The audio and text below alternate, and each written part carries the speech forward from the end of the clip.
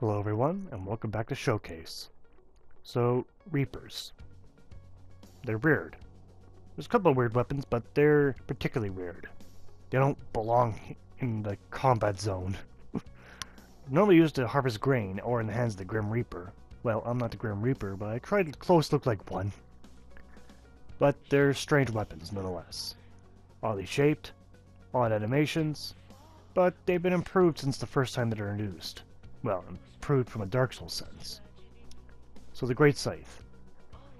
Normally, you would see this weapon and you're like, oh shit, he's got a scythe, run! Well, not maybe the case in Dark Souls. People probably raise an eyebrow at you if you try to take it to PvP. It's a weird weapon. Really weird. Because your animations are weird, the length of it is weird. Guaranteed you take this to fight, your opponent probably won't know your moveset very well. Neither will your plain enemy opponents. Okay, the description reads: attacks with this large scythe normally used for crop harvesting are effective against breaking past shields. The magnificent sharp curved blade instills fears in opponents. Perhaps it's their survival instinct at work. Maybe. The skill is neck swipe. This attack aims for the scruff on a foe's neck. When successful, functions as a headshot, inflicting heavy damage. I didn't know there were headshots in this game until this weapon told me. What else do you get a headshot with? A bow and arrow? I think that's the only way. Otherwise. So looking at it from the side here, well, looks used. Like it's been around for a while. Maybe it's the Grim Reaper's scythe itself. Maybe. Maybe not. But it looks like it's well traveled. The wood looks a little old, stained. The blade looks like it's been roughly forged. But it's quite long though. Anyway, for stats, well, got quite a few different things here. Promising looking. The physical is pretty decent. It's pretty good. We also have the additional effect of bleeding damage. The more attacks you do to an opponent, the more you fill up their bleed gauge, fill it up fully, and they'll take a lot of bleed damage, which is pretty much a huge sump of damage at once. The attribute bonus is nice. You got a C for dexterity, though an E for strength. The attribute requirements, both for 14 on strength and dexterity.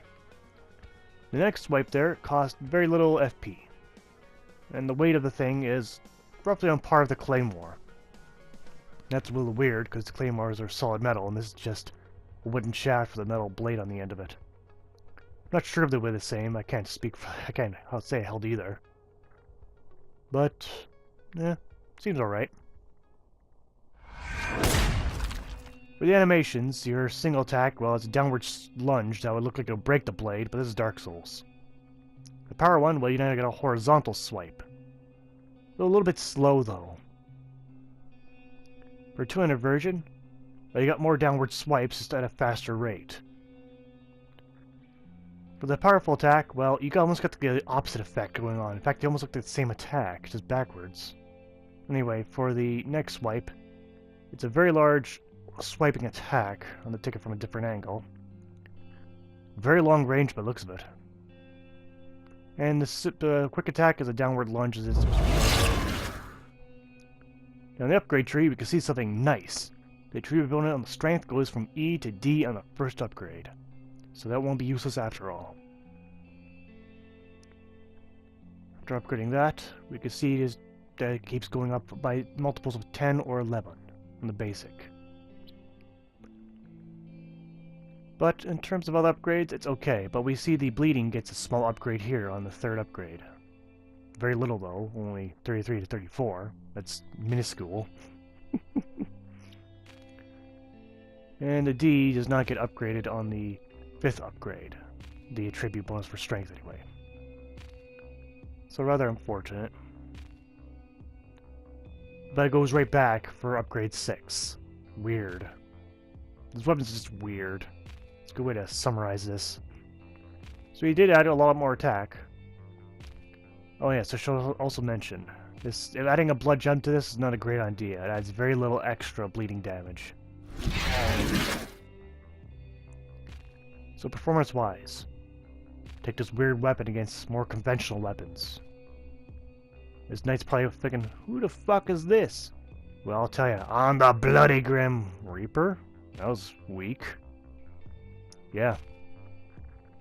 That is not very impressive attack damage. In fact, I'm getting weird numbers across the board. Sometimes 100, sometimes 130. That the headshot taken into account? Very strange. I think I'm seeing a pattern with enemies I fight with this.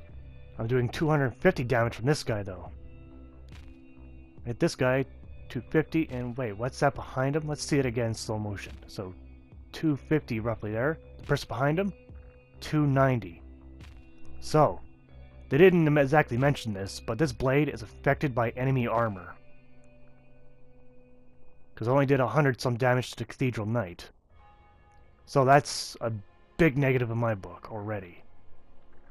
Because if you have to worry about your opponent's armor in a fight, not very great. Not to mention I'm trying to use this move, this special move, but didn't really see much difference in damage.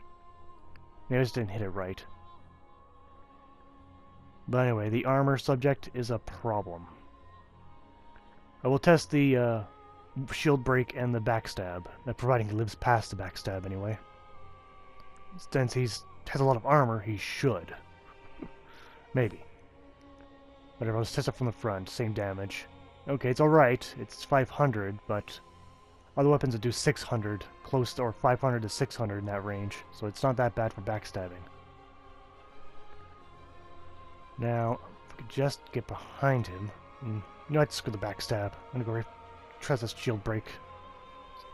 If I could just stop being hit for a second. Alright, third attack gets through, and luckily this thing has a decent range. Again, 150 on damage. So I'll test this on something with a lot of armor. And again, the 100 damage. I do repeated damage quick enough, but it's again 100, only 100 damage. Luckily these guys don't have much shields or health as it is. Huh, I did break the guard of the giant Gorgal though. Alright, in the final test against the Black Knights. Now, I wanted to get a backstab in on these guys, but they're never that fun to fight. They're always so moving around so much. Very annoying, I find them. Now, I just need one backstab in there. We say I'm doing mediocre damage, and boom, 300 damage. Need any more proof? The backstab only doing 300 damage. That is garbage. So, in terms of getting through enemy's armor, this is not your weapon. That's unfortunate, because in PvP, everyone wears armor. Now, you saw that. I'm actually longer than his blade, like my attacks. Not to mention that I'm also getting some weird maneuver that every time I hit him when I'm too close, I'm being pushed back. So it's some weird animations coming out of this. More weird stuff. Just weird, weird, weird. Just need that knight away from the steps. I'm trying to hit him with the special move. I'm only doing 130 plain damage. But I am getting through his shield, I believe. So boom, 240 right there. That was a special. Now on the pro side, we've got a very long-reach weapon. We also got the ability to break through shields very easily as well. And also, the pretty much next gruff does work past shields. This is a good special. If you can easily aim it, that is. Now, on the con side, however, we got this weapon affected by enemy armor. The more armor enemy has, the less damage it does. We also got fairly strange animations. Like when you hit someone, you get pushed away from them. It's weird. And it's a little bit on the heavy side. If you wield it one hand, it's too slow. That's kind of a heavy and slow combo there I'm going to put in there. So, I don't know, this weapon's weird. Not sure heads or tails on this. So with that conclusion, well, I'm not too sure about this.